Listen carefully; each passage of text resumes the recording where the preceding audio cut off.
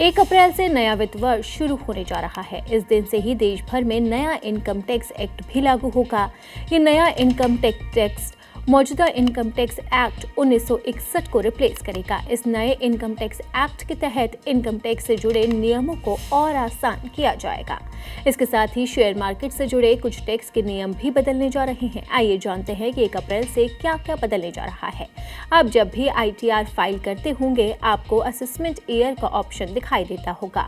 इस assessment year को आप टैक्स ईयर से बदल दिया जाएगा ताकि इसे समझने में और भी आसानी हो।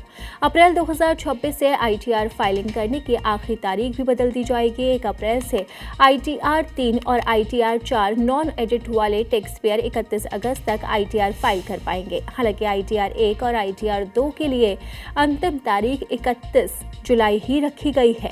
सरल शब्दों में कहें तो सैलरी कर्मचारी पर डेट चेंज का कोई असर नहीं होने वाला है।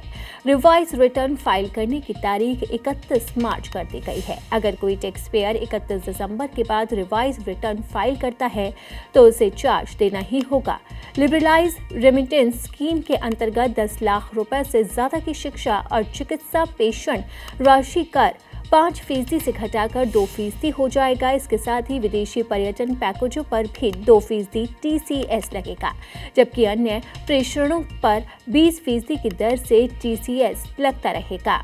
और 1 अप्रैल से अब ये नए नियम लागू होने जा रहे हैं, जिसका सीधा असर आम आदमी की जेब पर पड़ने वाला है, क्योंकि ये नियम सीधा ITR से जुड़े हैं, जिनकी घोषणा बजट में भी की गई थी। तो अब देखना होगा कि जब ये नए नियम लागू होते हैं तो जनता पर इसका क्या क्या असर पड़ता है।